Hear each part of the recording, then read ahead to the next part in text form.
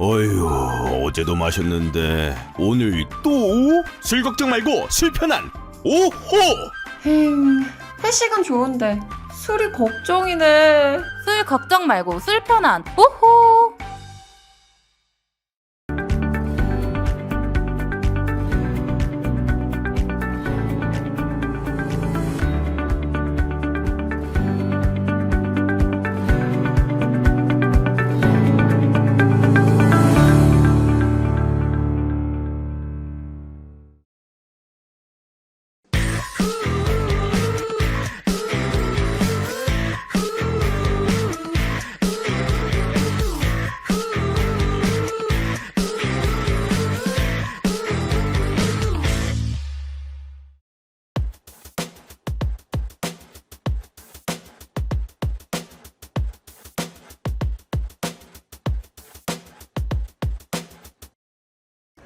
구독자 여러분 안녕하세요. 마키아벨리입니다. 정치를 보는 눈, 한 걸음 쑥 들어가서 정치를 분석해드립니다.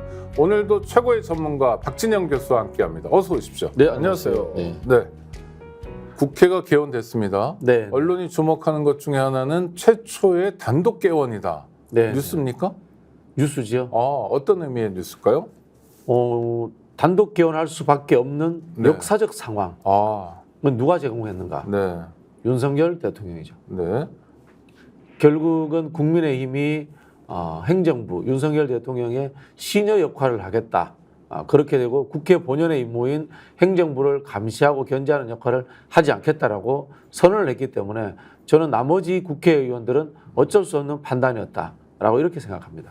아니 그래도 며칠이라도 좀 기다리면서 같이 박수 치면서 국회를 시작할 수도 있는 거 아니냐? 뭐 이런 여론도 조금 있어요. 기다려도 협의할 가능성이 없죠. 왜냐하면 대통령실의 오다에 의해서 움직이니까요. 네네. 대통령실 입장에서는 최상병 해병 특검이 최대한 늦춰지기를 바랄 거고요. 그 이면에는 현재 있는 통신 기록이라든가 국방부에서 가지고 있는 어떤 증거 자료들 이런 부분들에 대해서 시기적으로 늦추면은 이 사람들이 뭐 은폐한다거나 또는 뭐 이렇게 파기한다거나 할 그 가능성이 존재하기 때문에 그 시간을 벌고 싶은 거예요. 시간을 끌고 싶어한다. 네네. 일단 개회는 했지만 네네. 또 남은 숙제가 원구성인데요. 민주당에서는 10일 네. 월요일에는 처리를 하겠다. 뭐 네. 이런 얘기를 하고 있는데. 해야 됩니다. 왜냐하면요. 네. 저는 국민의힘이 원구성에 의지가 없다고 봅니다. 22대 국회를 초창기에 아예 그 뭉개버려 가지고 국회가 없는 상황. 결국은 뭐냐면 국정이 존재하지 않는 상황을 만들길 바란다고 봅니다. 그게 대통령실의 뜻입니다. 어차피 윤석열 정부가 뭐 국정을 한 적도 없고요. 네. 그러나 이제 국회가 개원된다면은 모든 것들이 특검이라든가 국정조사를 통해서 윤석열 정부를 압박할 것이다라고 생각하고 있기 때문에 국회가 아예 없는 게 낫다라고 전략적인 저는 결론을 내렸다고 봅니다. 그러니까 민주당이나 야칠당이 단독이 아니라 야권이 이제 개원을 하고 원을 구성하더라도 자기들은 슬슬 빠지면서 저거는 엉터리 국회야 그렇죠. 라고 해버리는 작전이다. 그렇죠. 왜냐하면요. 같이 합의가 돼서 진행이 된다. 네네. 그러면은 대통령실에서 또 거부권을 행사하기가 부담이 되지 않습니까? 네네. 왜 총선도 적고 민심이 나쁘니까. 그런 상황이기 때문에 야당의 단독국회, 야당의 독주국회라는 프레임을 세워가지고 계속해서 거부권을 행사하기 위한 하나의 이 전략으로서 지금 국회 자체를 파행시키는 것이다. 저는 그렇게 보입니다. 근데 그거는요 따지고 보면 구태타 아닙니까? 일종의? 쿠데타이기도 하고 국회 무력화죠. 그러니까 국회 무력화죠.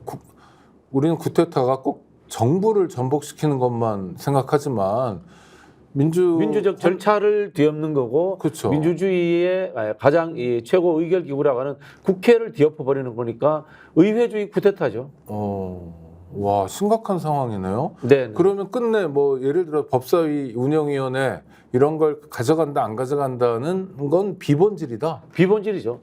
저는 민주당이 법사위 운영위 과방위 세 개를 다 가지고 오겠다고 했지 않습니까? 네네. 전략적 협상 카드로 민주당이 법사위 외에 나머지 2개 줄 수 있어. 이미 던졌을 거라고 짐작합니다. 네네. 그렇게 짐작을 협상 합니다. 테이블에서는 예, 그랬을 거라고 봅니다. 비공식적으로. 그거조차도 안 받는 거죠. 원하는 건 뭐예요? 그냥 파행. 원하는 건 파행입니다. 그냥 아니 그러니까 예를 들어 민주당 원내대표 입장에서 다 들어줘요. 네네. 그러면 테러가 없을 거 아닙니까?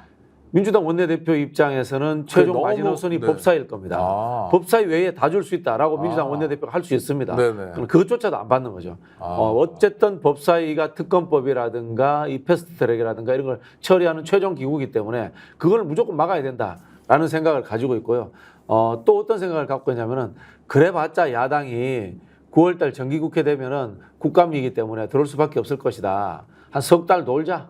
아마 이런 생각하고 있을 겁니다. 그리고 뭐 대통령실에서 또 캐비넷 이야기도 나오고 하는데 서로 불편하게 할 필요 없지 않느냐. 아마 그런 생각들이 바닥에 깔려 있을 것이다. 이런 생각이 듭니다. 그러니까 집권 여당이 국정 운영에 관심을 갖기보다는 오로지 윤 대통령 부부를 지키는 데만 네. 골몰 하고 있다. 네네. 그것이 국회 파행의 원인이다. 그렇죠. 네. 아니 근데 국민들이 두렵지 않을까요? 뭐 두려워한 적이 없죠. 참 네. 죄송한 이야기인데 아이고자. 예, 정말. 그런 상황이 같고요. 사실 이게 야당 여당을 떠나서 네. 국회 본연의 임무라는 것이 존재하거든요. 그러니까요. 행정부로서 국회로서 행정부를 견제해야 되잖아요. 그 역할을 안 하면은 국회의원을 안 해야죠. 제가 예전에 한 4년 전입니다. 윤석열 검찰총장 청문회 때 그를 옹호한 민주당 국회의원들을 제가 호되게 비판한 적이 있습니다. 네네. 민주당의 대통령이기 때문에 만약에 그분들이 검찰총장을 옹호했다면 민주당직은 가지시되 국회의원직은 버리셔야 된다고. 국회의원은 당적을 떠나가지고 행정부를 견제하고 감시해야 되는 역할을 해야 되는 겁니다. 그때 만약에 민주당 의원들이 제대로 행정부에 검찰총장 윤석열을 감시하고 견제했더라면 지금의 이 꼴이 낫겠습니까? 국민의힘은 똑같은 짓을 하고 있는 겁니다. 지금 국회의원으로서의 자격이 의심되는 행동을 하고 있는 거고요. 저렇다면 국회의장이 아니라 국회의원 배지를 떼고 그냥 국민의힘 당직자로서만 존재해야 되는 거예요. 근데 국회의원 개개인의 욕심도 있을 거 아닙니까? 초선 의원들 같은 경우에도 드디어 이제 오매불망 바라던 국회의원이 됐으니 네네. 야 판이 열리면 나도 뭐 좀 해보고 싶고 몸값도 올리고 싶고 그런데 국회가 계속 파행이면 국민의힘 내에서의 뭐 문제 제기나 분란 같은 건 없을까요? 가능성은 있죠. 다만 이제 그 공천을 나에게 누가 줬느냐라는 부분에서 친윤으로서 공천을 받았다면은 당분간은 윤석열 눈치를 봐야 되는 거고 네. 윤석열을 지키는 척이라도 이제 해야 되는 상황인 거죠. 다만 8월 달 정도에 국민의힘 전당대회가 있을 네네. 겁니다. 그때까지 이른바 이제 눈치 보고 있는 거죠. 전당대회를 통해서 반윤 또는 윤석열에 대해서 비판적인 입장을 견지할 수 있는 당대표가 선출되고 그런 분위기가 당에서 만들어진다. 그렇다면 그때부터는 자기들이 윤석열 대통령을 옹호하는 역할 여기서 이제 벗어날 수 있습니다. 목소리도 나올 수 있다. 예, 네. 그렇죠. 그러나 그때도 또 친윤 당대표가 뽑히고 윤석열 대통령의 국정 지지도가 30% 정도 나온다. 그렇다면 이 사람들은 지속적으로 윤석열을 옹호하면서 눈치 보는 상황으로 흘러갈 겁니다. 어제 오늘 기사들을 챙겨 보니까요. 네. 그 국민의힘 전당대회 한동훈 전 비대위원장이 나온다. 어느 정도냐면 어떻게 멋있게 나올까라는 퍼포먼스만 정하면 된다. 기정사실화하더라고요. 기정사실화 된 것 같아요. 또 하나는 친윤 진영의 어떤 중진 의원이라는데 누구를 얘기하는지 모르겠습니다만 나와봤자 한동훈의 미천만 드러나게 될 거다. 이 기사를 통해서 알 수 있는 건 첫 번째 윤석열 한동훈 갈등은 여전히 계속되고 갈등은 있다. 해결되지 않는 것 같아요. 네. 한동훈은 그런 가능성이 있으니까 나오는 거겠죠? 그렇죠. 뭐 여론조사 잘 나오니까 나오는 건데요. 네. 한동훈과 윤석열의 갈등의 근본은 정치적 갈등이 아니에요. 네.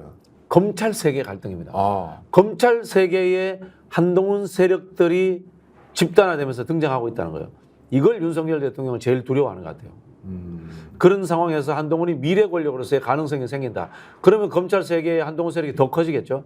그럼 이 세력들은 칼날이 돼서 윤석열과 김건희의 사법적 리스크를 칠 가능성이 있다. 저는 이걸 제일 두려워한다. 이렇게 보고 있습니다. 네. 그렇기 때문에 국민의힘에서는 윤석열과 그 일당들이 중심이 돼서 한동훈 무력화 전략을 쓸 거예요. 그런데 기세는 한동훈 전 비대위원장이 갖고 있는 것 같네요. 김기현이 네. 여론조사 3% 4% 나오다가도 당대표 됐잖아요. 네네. 나경원 못 나오게 만들고 안철수 이기게 됐지 않습니까? 네. 안철수를 제치고 됐잖아요. 그런 과정을 만들면 되죠. 첫 번째로 제가 가정하는 거는 한동훈이 되더라도 힘을 빼는 구조를 만들려고 할 겁니다. 대표적으로 그게 뭐 집단 지도 체제. 네네네. 한동훈 1등. 그런 얘기 벌써 나오고 있대요. 네, 친윤 2등, 네. 그다음에 친윤 또 3등, 친윤 4등 네. 이렇게 해서 집단 지도 체제로 포위해 버리는 거죠. 그런 가능성이 있고요. 두 번째는 경선 룰 문제입니다. 룰 문제에서 지금 당원 100%로 하는 것이 유리한지 네. 여론조사를 첨가하는 것이 유리한지 판단할 겁니다. 여기에 또 덧붙여 가지고 저는 토론회를 10회 이상 개최하자. 이런 이야기 나올 가능성이 많다고 봅니다. 한동훈의 미천을 드러내기 위해서. 네. 잔머리가 대단해요, 이분들이. 네, 우리 국민의힘 관계자들은 한동훈 싫어하시면은 제 방송을 들으시면 됩니다. 요거 그대로 하시면 됩니다. 네, 네. 유승민, 네. 나경원 이런 사람들이 전당대회 출마할 가능성은 떨어지네요? 나오겠죠. 나옵니까? 전 나온다고 봅니다. 나온다고 봅니다. 집단 지도 체제가 되면은 당연히 나온다고 봅니다. 네네. 네. 그게 집단 지도 체제를 도입하는 이유 중에 하나가 한동훈의 권력을 제어하는 것도 있지만요. 네. 반윤 비윤을 어떤 자기들 표현이라면 용광로에 녹여가지고 극단적 위기를 막자라는 하나의 이 전술적 후퇴가 포함되어 있습니다. 네네. 과거에는 우리가 독점하자였잖아요. 이제는 독박 쓰지 말자. 로 바뀐 거죠. 이거 워딩 좋습니다. 독점에서 독박 쓰지 말자. 예, 바뀐 겁니다. 이게 독박 안 쓰려면 이 위험 요소들을 나눠야 되잖아요. 네네. 그래서 비윤 또 이제 참여시킬 수 있는 그런 권력 구조를 짜겠다라고 아마 그림을 그릴 겁니다. 약간의 양보를 하는 것 같은데 윤석열 그렇죠, 위기니까. 대통령이. 네. 그렇지만 뭐 양보든 뭐든 포커스는 자신과 부인을 지키는데 그렇죠. 맞춰져 있네요. 거기에서 나경원, 유승민이 위험 요소가 아닌 거예요. 네. 정치 권력은 이제 어느 정도 뺏겨도 돼요. 네. 절대 뺏기지 말아야 될 것은 검찰 권력, 사정 권력입니다. 검찰 권력, 사정 권력의 가장 위험한 요소가 한동훈인 거예요. 네. 정치적으로는 사실 한동훈이라는 사람이 별 볼 일 없잖아요. 네네. 국회의원도 아니고요. 그렇죠. 네. 그러나 검찰 권력, 사정 권력의 문제는 다르기 때문에 그렇게 민감하게 나오는 겁니다. 전망은 어떻게 보세요? 잘 모르겠습니다. 왜냐하면 룰을 어떻게 짜느냐에 네네. 따라서 선수가 어떤 선수가 입장할지도 모르고 이러니까 네. 아직까지는 예측하기는 어려운 상황이에요. 집단 지도 체제를 만드는데 네. 1인 1표를 할 때와 1인 2표를 할 때가 또 다릅니다. 네네. 1인 2표를 하는 경우에 현재 여론조사 2등, 3등에 반 한동훈 연대가 만들어져 가지고 1인 2표가 됐을 때 서로 표를 주고받으면요. 이 사람들이 더 잘 나갈 수도 있어요. 네네. 그런 상황도 있기 때문에 알 수가 없습니다. 이 부분. 그러니까 룰을 어떻게 만드느냐에 따라서 달라져 네네. 있다. 네. 선수부터 이런 머리를 굴릴 결과까지. 겁니다. 그리고 네. 필요하시다면은 국민의힘에서 저한테 용역 주시면은 네네. 제가 싸게는 해드릴 수 없고 3천만 원 정도에 제가 3천만 원 싼 거 아닙니까? 아니 뭐 제가 요즘 당의 명운이 걸려 있는데. 그럼 한 3억 정도 네, 할까요? 그렇죠. 제가 요즘 먹고 살기 힘들어가지고 네. 요거 자막 좀 넣어주시고. 용역 보고서 발주 주시면은 제가 할 의향이 용의가 있습니다. 있다. 용이 있습니다. 박진영 3억이면 답을 주겠다. 경선 룰과 관련된 전략 보고서 써줄 수 있다라고 네네. 제가 말씀을 드리겠고요. 요거는 우리 시청자 여러분들이 가격은 절충도 된다. 네. 좀 2억 5천 재수 없어 하실지 모르겠는데요. 대한민국에서 경선 룰 관련해서 제가 제일 전문가입니다. 네네. 제일 오래 했습니다. 네, 그러니까 어떤 요소를 어떻게 짜느냐에 따라서 상당히 다른 결과들이 나오네요. 그렇죠. 한 표 쓰기, 2표 하기, 그렇죠. 네네. 근데 또 벌써 이런 얘기들을 하고 있다는 건. 그 전자투표이기 때문에 단기 네네. 2양식, 복귀 2양식 이런 것도 가능합니다. 네. 단기 2양식은 한 표씩 찍는데 네네. 이 6등표가 5등으로 올라오고 5등이 4등으로 올라오고 이런 걸 이제 단기 2양식이라고 합니다. 네네. 복귀 2양식은 2표로 찍는데 5등표가 4등으로 올라오고 3등으로 올라오고 이런 거 있습니다. 네. 그런 것도 있고 재밌는 거 많아요. 예를 들자면 전국 순회 경선하면서 예를 들자면은 부산에서 먼저 오픈합니다. 네. 그래서 5등, 6등 잘라냅니다. 올라오면서 4등, 3등만 또 충청권 올라옵니다. 네. 충청권에서 또 4등, 3등은 잘라냅니다. 네. 수도권은 1, 2등만 합니다. 네. 이런 방법들도 있고요. 투표 방법이 시작을 어느 동네에서 하느냐에 따라서 5등이 되냐 4등이 되냐 그것도 바뀔 맞습니다. 수도 있겠네요. 그것도 맞습니다. 그래서 네. 미국의 이제 오픈 프라이머리 하면 뉴햄프셔라든가 네. 아이오와 코커스에 대해서 집중하지 않습니까? 네, 네. 그런 재미있는 룰들이 많아요. 거기는 늘 시작하는 데 같고 예, 우리는 아이오와 아직 저 UNFC에서 네, 우리는 아직 정해지지 않았기 때문에 호남에서 먼저 하느냐 영남에서 먼저 하느냐에 따라서 네. 달라질 수 1, 2등은 안 바뀌어도 네네네. 4, 5등은 바뀔 수 있겠네요. 예, 그 통계치 가지고 시뮬레이션 해보면은 네. 재밌는 결과들이 네. 많이 나옵니다. 네. 3억이면 됩니다. 네. 네. 그런데 아니 민주정당이 정말 제대로 된 논의들을 해야지 이게 다 꼼수 아닙니까? 그렇죠. 하나하나가. 네. 꼼수를 해서라도 윤석열 부분은 지켜야 된다. 좋습니다. 근데 정말 쓰나미처럼 몰려오는 게 꺼지지 않는 불 같아요. 최상병 특검. 네네. 보통 거부권을 행사하고 재의결도 되면 네. 현안에서 빠지기 마련이잖아요. 우리 정치는. 왜냐하면 의제가 너무 많으니까. 네. 그런데 최상병 특검 문제는 계속 뭐 언론도 계속 집중하게 만들고 또 뉴스거리도 계속 나옵니다. 이거 어떻게 봐야 되나요? 우리 세월호 참사라든가 이태원 참사는 제보자가 잘 안 나와요. 근데 이 최상병 해병 사건은 제보자라든가 계속해서 증거들이 나옵니다. 네. 이유가 뭔가 하면요. 공직사회에서 일어났던 일이기 때문에 그렇습니다. 공직사회라는 건 뭡니까? 기록하지 않습니까? 네네. 그리고 책임을 분산하지 않습니까? 네. 회의하지 않습니까? 보고하지 않습니까? 이런 그게 조직 근거가 남고요. 그렇죠. 조직이기 때문에 그런 근거들이 남을 수밖에 없는 거고요. 그리고 또 이 관련자들이 공직자들입니다. 네네. 그렇기 때문에 본인의 안위 문제를 생각할 수가 밖에 없어요. 같이 죽고 싶은 사람은 없다. 그렇죠. 네네. 그렇기 때문에 여기에서는 증거인멸이 잘 안 돼요.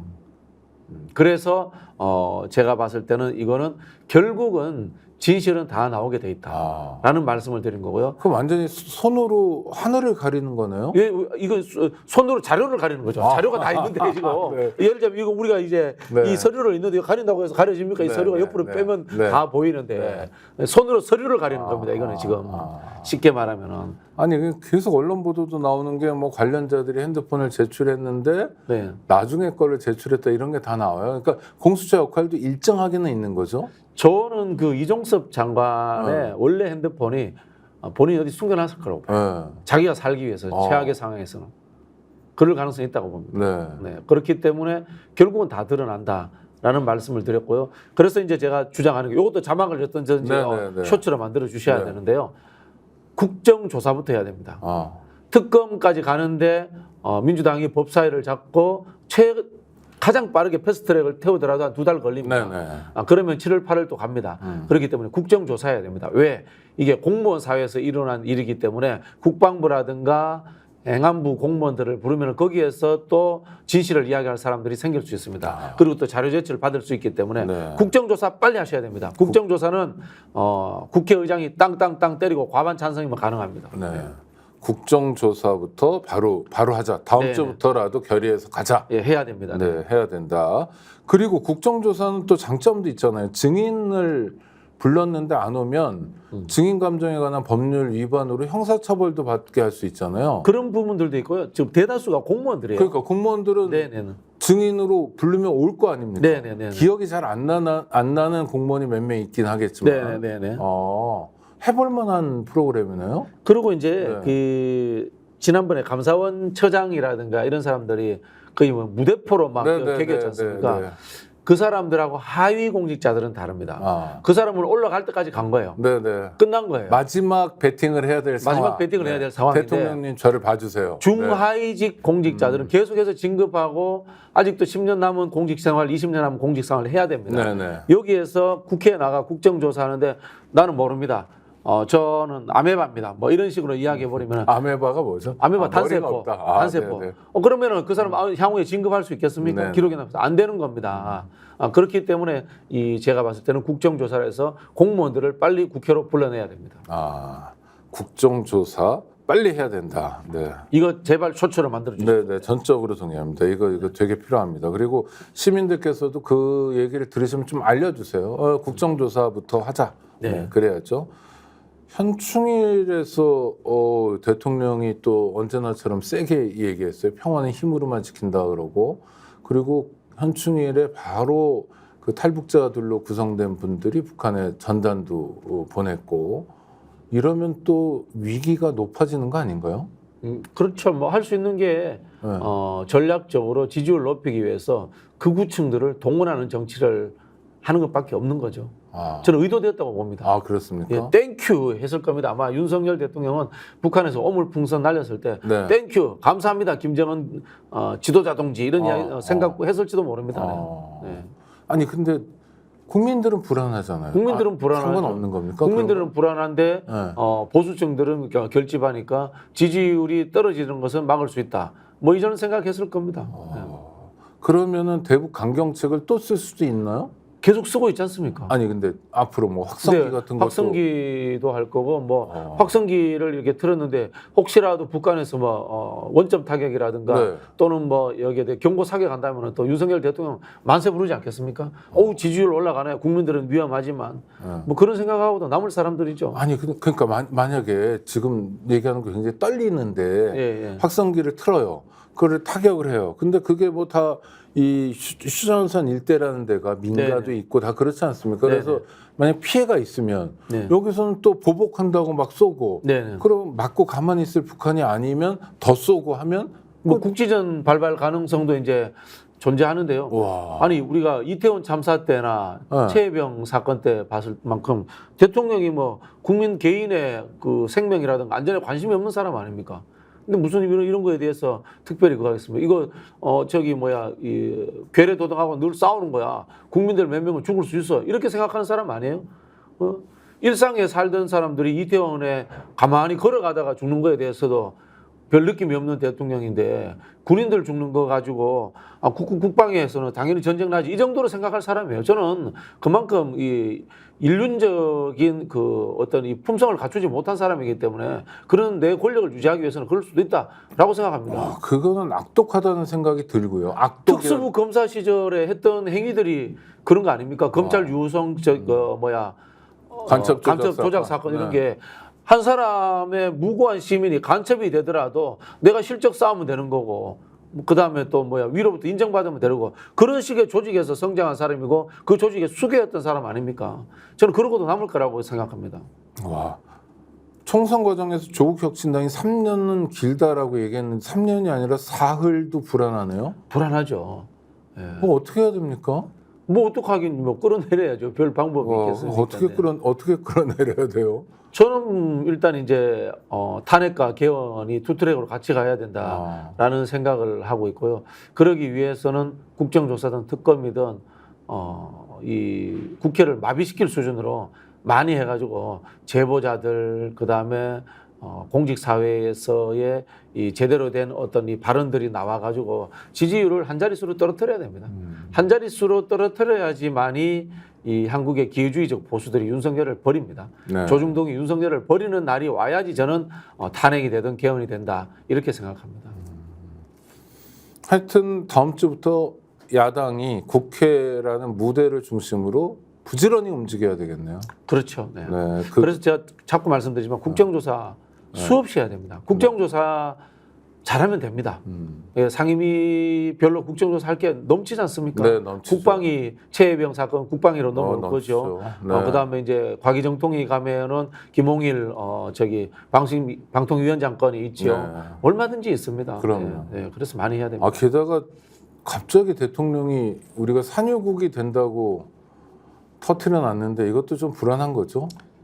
그렇죠. 이거 제가 이제 석유공사의 자료를 저도 구해봤습니다. 네네. 구해봤는데 원래 석유공사는 1년에 500억 정도 예산이 책정되어 있습니다. 어떤 예산이요? 시추공을 하나씩 뚫도록 네네. 하나씩 뚫도록 돼 있고 그 뚫을 때는 민간 투자를 또 500억을 받습니다. 네. 그렇게 해서 매칭해 가지고 1년에 하나씩 뚫는 건데요. 아마 이런 식으로 하면 1년에 또 막 수십 개씩 뚫자고 난리 칠 겁니다. 그럴 가능성이 많다라고 보고요. 이 석유공사 쪽에 나오는 이야기를 들어보면은 대통령이 이런 브리핑을 한 적이 없답니다. 그러니까요. 네네. 뭐예요? 그러니까 왜 그런 거예요? 시선을 돌리죠. 시선 돌리기죠. 지지율 떨어지니까. 네. 근데 더 떨어질 거 아닙니까 이러면? 근데 이거는 언론에서 해주기 나름인 거죠. 왜냐하면 어차피 10년 후에 개발되니까. 뚫어야 나중 되니까. 일이니까 나중에. 윤석열 입장에서 네. 일주일, 2주일 여론조사가 급한 사람인데. 네. 부산 엑스포하고 달리 그건 당장 성적표가 나오지만 예. 그 성적이 나오려면 나중에 나오니까 나는 상관없다. 그렇기 때문에 이런 사안들에 대해서 대통령이 브리핑을 한 적이 없답니다. 브리핑을 안 한답니다. 이런 거는. 못 하는 거죠. 예. 이건 책임질 수 없는 사안이고 책임 정치가 아니니까. 네네네. 야. 그래서 이럴 때는 뭐 저는 뭐 그런 표현 쓸 수 없습니다만 어떤 극단적인 분들이 뭐 돌 땡땡 뭐 이런 식의 뭐 영어로 C로 네. 시작되는 이런 것들로 언사를 해야 된다고 이야기를 하시더라고요. 어떤 분이.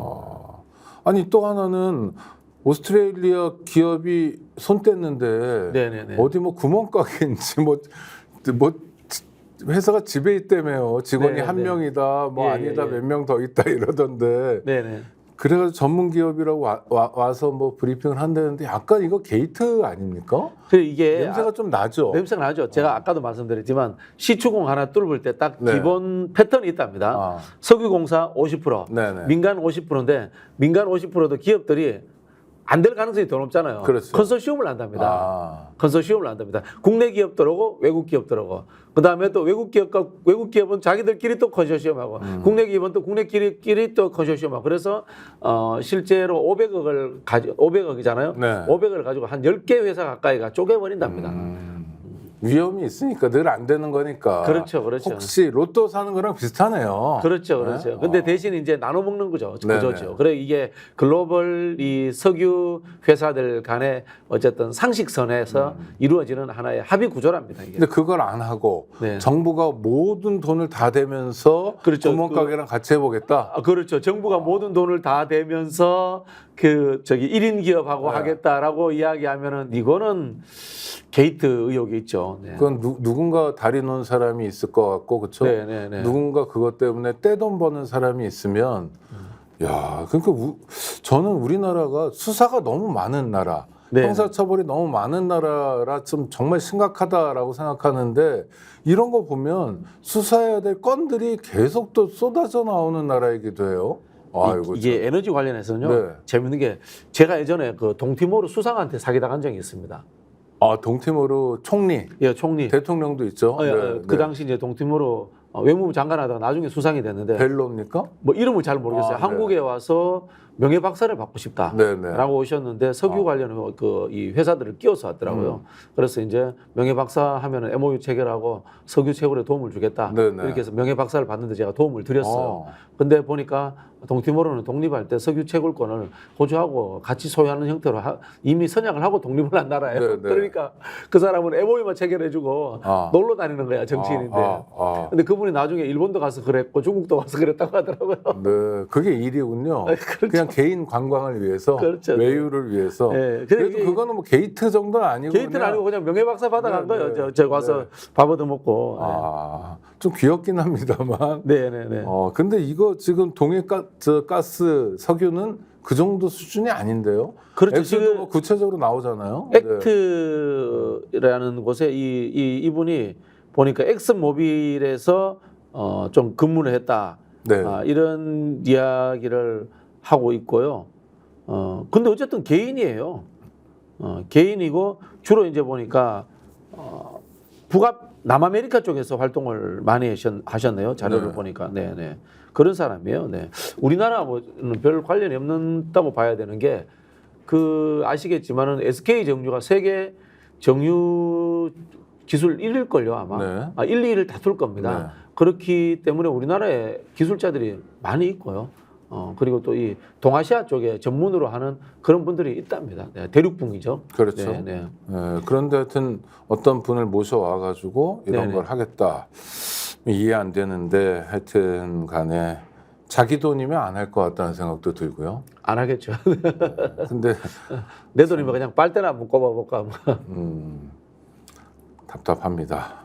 자, 다시 국회로 한번 가죠. 뭐 그런 논쟁들이 좀 있는 것 같아요. 이를테면 조국 이재명 조국 논쟁. 네. 뭐 두 분 사이에 비공개 회동도 있고 그랬는데 협력 잘 되고 있는 거죠? 두 사람 친해요. 아, 친하다. 개인적인 친분 관계도 오랫동안 있으시고요. 네. 그다음에 어쨌든 역할 분담이 이루어져 있는 겁니다. 네. 이재명 대표가 탄핵 이야기를 하기는 어려워요. 네. 저는 조국 대표는 곧 탄핵 이야기 할 것 같아요. 그렇게 해서 조국 혁신당이 앞서가고 선발 들어가고 그다음에 민주당이 이 항공모함처럼 해서 결국은 완벽하게 땅을 장악하는 그런 형태로 간다라고 그 역할 분담이 되어 있다라고 이렇게 보여지고요.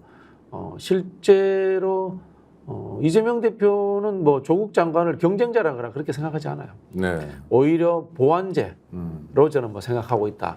그렇게 알고 있습니다. 그러면 조국에게 이재명에게 조국은 보완제, 네. 협력자. 네. 조국에게 이재명은 뭐죠?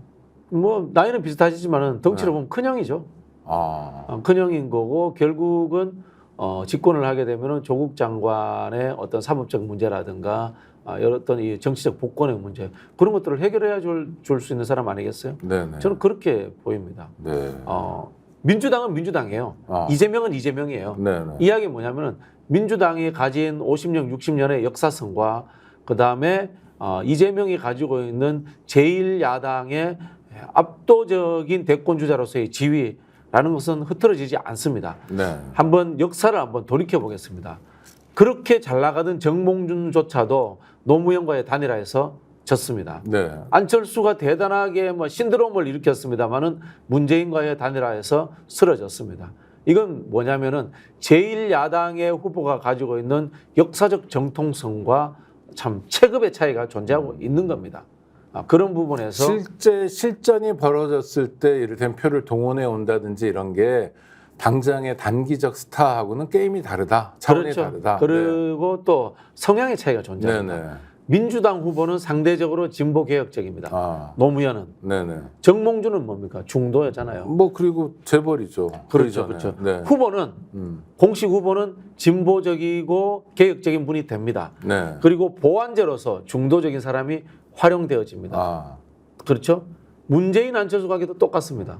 양쪽에 이렇게 후보가 나오는 구도다 기본이. 그렇죠. 네네. 한쪽은 중도에서 나오고 한쪽은 진보개혁에서 네. 나오는데 진보개혁의 후보가 결국은 중도를 잡아먹어요. 네. 보완이 되는 겁니다. 중도가. 근데 지난번에는 중도가 보수에 가서 보완이 돼버린 거예요. 네네. 그래서 우리가 진 거예요. 네. 조국하고 이재명 대표의 차이를 보자면 물론 뭐 조국 대표도 진보개혁의 입장에 있습니다만은 좀 더 중도라든가 인텔리들 이른바 강남 좌파들에 대한 소부력이 있습니다. 보완제적 역할이 충분히 있는 거죠. 네. 이재명 대표는 상대적으로 조국 대표하고 비교하면 좀 더 민중적이고 그다음에 민초지향적인 경향이 있습니다. 그렇지 않습니까? 이념적인 부분은 모르겠지만은 네. 지지층이라든가 액션의 스타일은 좀 더 진보 쪽에 근접해 있습니다. 그런 분들의 입장에서는 약간 중도 소부력이 있고 강남 좌파 소부력이 있는 사람의 보완이 늘 필요한 거죠. 비슷하게 갑니다. 근데 이게 굉장히 어떻게 보면 구도가 좋아요. 네. 과거에는 남의 식구잖아요. 안철수는 남의 식구잖아요. 네, 네. 정몽준 남의 식구잖아요. 네. 남의 식구가 중도 확장을 가져서 그걸 갖고 오는데 얼마나 스트레스 받고 힘들었습니까? 근데 어쨌든 조국은 우리 식구예요. 우리 식구가 분가를 해가지고 중도 확장과 강남 좌파의 소부력을 갖고 있다. 얼마나 좋습니까? 그 원내대표 황운하 의원도 엊그제까지 식구였고. 그렇죠. 네. 그런 부분에서 훨씬 더 저는 편하게 대선 구도를 끌고 갈 수 있다라고 그렇게 생각합니다. 제가 이번 주에 한 이틀 국회 갈 일이 있어서 국회의원들을 좀 토론회도 있고 기자회견이 있고 만났는데 좀 의외의 장면이 검사 출신 국회의원, 야당 의원들인데 봤는데 이분들이 그냥 검사 같더라고요. 그래서 어떤 분한테 검사 독은 몇 년쯤 지나야 빠지냐 그랬더니 재직 기간만큼 지나야 빠진다고 한 30년 걸린다고 그러는데 이분들이 야당 의원으로 활동 제대로 할까요? 민주당에 들어와 있는 검사는 딱 두 부류로 완벽하게 극단적으로 나뉜다고 봅니다. 검사로서 탄압받았던 사람, 네. 검사로서 누렸던 사람, 네.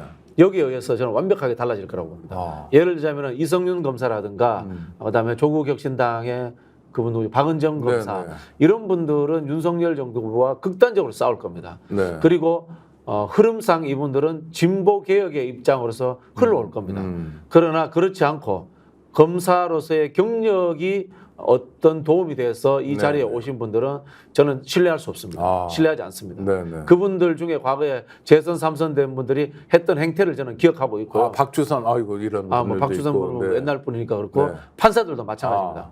판사들도 마찬가지입니다. 네네. 판사들도 이탄희처럼 사법농단에 싸웠던 판사와 판사로서의 지위를 누렸던 판사가 의정활동하는 방식이 완벽하게 달랐습니다. 네네. 저는 그래서 검판사 믿지 않습니다. 네네. 특히 잘 나갔던 분들, 네, 잘 나갔던 분들, 네. 또 호남 지역을 배경으로 하는 분들 네, 같은 믿지 경우에 않습니다. 네. 네. 예의주시해야 되겠네요. 그러니까 우리 입장에서는 제대로 예의주시해야 하는지. 됩니다. 네, 예의주시해야 네, 됩니다. 네. 네, 네. 제가 믿을 만한 검판사라 이름 이야기했습니다. 네. 뭐 백혜룡 검사도 믿을 만합니다. 네, 네, 네. 네. 그리고 거기는 좀 독이 빠진 거잖아요. 그래도. 그리고 거기는 보니까 저기 집안이 제야 운동을 했더라고요. 제야 네, 민주화 네. 운동을 하다 네, 보니까 네. 뭐 그런 검사 생활을 오래 하지 않았고. 예, 그래서 네. 그런 게 있는 것 같더라고요 보니까. 알겠습니다. 민주당 얘기로 오늘 말씀을 마무리해야 될 것 같은데 당원 당규를 뭐 고친다라는 얘기가 자꾸 나오고 네. 그것에 대해서 약간의 불협화음도 있는 것 같기도 하고 또 뭐 꼭 필요하다 이런 얘기도 있는 것 같은데 일단 좀 설명을 해주시죠. 저는 고쳐도 되고 안 고쳐도 된다고 네, 생각해요. 고치는 측면은 이제 제도적 접근인데 이 비상한 상황에 있을 때는 중앙위원회 의결인가 저도 정확하게는 모르겠습니다. 네. 어떤 의결 절차를 통해서 유보할 수 있다. 당 대표의 임기를 네, 네. 1년 전에 사퇴하는 것을 유보할 수 있다. 이렇게 하려고 하더라고요. 그 비상 상황이 뭘까요? 뭐 모르겠습니다. 계엄인가요? 뭐가? 네. 탄핵, 네. 개헌 네. 또는 극단적으로 금방 말씀하신 것처럼 이 현 지도 현 그 권력자들에 의해서 국가 체제가 무너지는 상황 이런 위기 상황이 올 가능성이 있다라고 보는 거죠. 네, 네. 윤석열 정권이 가지고 있는 위험성 그리고 윤석열 정권을 무너뜨리는 과정에 있어서의 혼란 여기에 대해서 대비하기 위해서 강력히 한 리더십이 필요하다라는 가정 이게 저는 당원 당규를 고치자고 하는 하나의 문제의식의 출발인 것 같아요. 교수님 어떻게 보세요? 저는 고치는 것도 괜찮다고 봅니다. 네. 그런데 왜 문제 제기가 있는 거죠? 뭐 예를 들면 이재명 박영진- 대표니까 이제 문제 제기를 하는 거죠. 네. 이재명 대표가 네. 대선 1년 전까지도 당 대표를 하고 있고 그 이후에도 하겠다라고 사람들은 의심을 하는 거예요. 네. 의심을 하는 거예요. 이재명 대표 입장은 뭐예요? 이재명 대표 입장은 본인이 연임한다는 것도 아직 결론 안 내렸어요. 그렇습니까? 네, 제가 아는 네. 바로 결론 안 내렸고요. 그래서 이재명 대표 입장에서 제가 말씀드린 것처럼 네. 이게 참 제가 참 말씀드리기 좀 조심스러운데 네, 그냥 제 뇌피셜입니다. 네, 네. 그런 게 재밌어요. 제 해주세요. 뇌피셜인데 네. 탄핵하고 싶은 것 같아요. 제 뇌피셜인데 윤 정권을 윤 정권 네, 탄핵하고 싶은 것 같아요. 네. 탄핵하고 싶은 것 같아요. 그런 근데 너무나 뻔한 얘기가 당연한 거 아닙니까? 근데 그런 마음 그런 마음이 있는 물론 것 같아요. 정적 그런 마음이 있는 것 부담이나 같아요. 뭐 네. 있지만 그런 마음이 있으신 것 국민적 같아요. 마음이 적어도 7할 뭐 8할 정도의 국민들이 네. 윤석열 정권 안 되겠다 멈춰 세워야 된다 이런 여론들이 좀 있잖아요. 굉장히. 그럼 제가 여기서 네. 또 뇌피셜 하나 이야기해드릴까요? 네, 네. 민주당 국회의원들의 70%는 탄핵을 두려워합니다. 왜요? 극단적인 싸움이 일어나가지고 안정적으로 국회에서 공무원들 데리고 재미나게 노는 구조가 깨지는 걸 싫어합니다. 막 길거리 나가고 이런 거요? 길거리 나가고 있지 않습니까? 뭐 윤석열이 또 뭐 역쿠데타 음모도 꾸민다 그러고 옛날에 박근혜가 계엄령 음모 있었지 않습니까? 네, 네. 그런 상황들 두려워하는 사람이 70%입니다. 물론 제 뇌피셜이지만 거긴데 현재 그대로 3년 후에 대통령 선거를 해도 1등으로 대통령 될 가능성이 가장 높은 사람이 탄핵을 생각하고 있다는 것은 굉장히 한편으로 보면은 적극적인 발상이거든요. 그렇죠. 정치적으로 어쩌면 중대한 손해를 불러올지도 모르는 일이잖아요. 그렇죠. 위험 요소를 스스로 만드는 것일 판이 수도 흔들리니까 있거든요. 네, 자기가 판이 지금 흔들리니까. 가장 유리한데 기껏해야 저쪽에 한동훈밖에 없는데 그래서 이런 제가 이제 판에서. 위험한 뇌피셜이라고 해요. 제가 네, 말씀을 네. 드리는 거예요. 그런 상황에 대한 우려가 있기 때문에 저는 당원 당규를 통해서 안정적으로 관리할 필요가 있다라고 생각을 하시는 것 같다라고 제 추정입니다. 네. 네. 김영진 의원 3선인데 이분이 굉장히 가까운 이재명 대표와 가까운 사이로 알려져 있는데 이분이 반기를 들고 재밌는 네. 표현을 했어요. 단 거 좋아하면 이 썩는다. 근데 신문에서 이를 이렇게 따옴표를 해가지고 이가 이재명을 가리키는 중의적 표현이기도 한데 이렇게 얘기하는 까닭은 뭘까요? 김영진 의원이 과거 이제 이재명 대표 측근했던 사람들 중에 네. 그나마 머리가 좀 잘 돌아가는 사람이에요. 네네. 물론 뭐 그렇다고 해서 거시적인 안목이라든가 대단한 전략가는 아니에요. 네네. 그 실무적 역량이 있고 좀 조정하는 균형감이 있는데 네. 금방 말씀드린 것처럼 이거는 단계 아니에요. 이건 단계 아니고 폭탄에 대한 대비예요. 네. 폭탄에 대한 대비지 뭐 아이스크림 먹는다라는 수준의 이야기가 아니에요. 이재명 개인이 그걸 좀 이득을 얻고 이런 차원의 수준이 아니에요. 제가 아까 말씀드렸잖아요. 네. 지금 솔직히 말씀드려서 이재명이 정치적으로 이 생명력이 유지되는 상황에서 당내 경선에서 누구한테 질 일이 어디 있겠어요? 그렇죠. 없어요. 그게 아이스크림 수준의 이야기가 아니에요. 잘 못 알고 계시는 거예요, 이분이.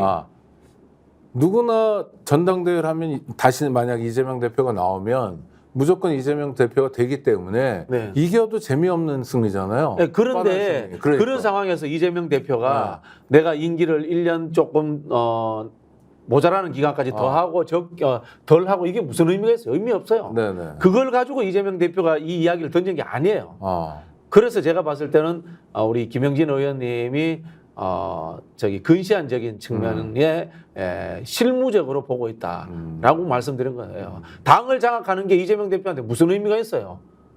이미 다 끝나 있는 판인데 그게 아니라는 거예요. 제가 말씀드리는 숨어있는 행간의 의미는 탄핵, 개헌 또는 이 윤석열 일당들의 극단적인 도발 이런 것들에 대한 위기 상황에서의 리더십의 문제를 담고 있는 거다.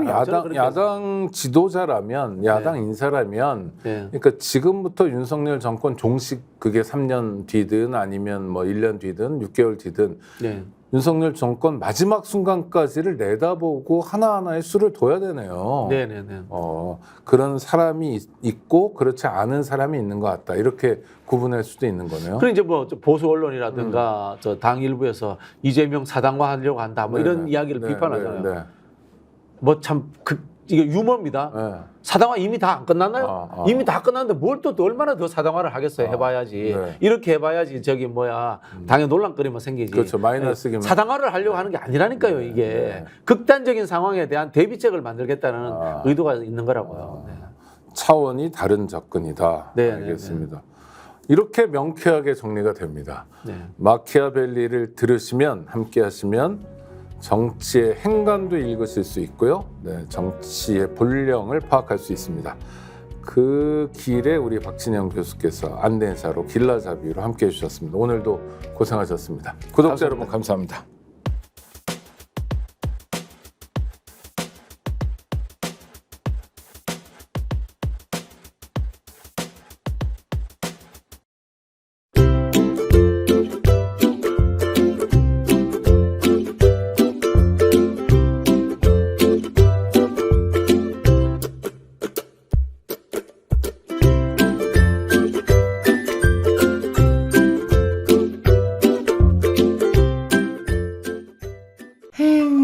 회식은 좋은데 술이 걱정이네. 술 걱정 말고 술 편한 어허. 제가 술이 약해서 술 걱정 말고 술 편한 오호. 지금 당장 스픽스 구독 눌러주세요. 지금 보고 계시는 영상 좋아요, 댓글도 마구마구 남겨주세요.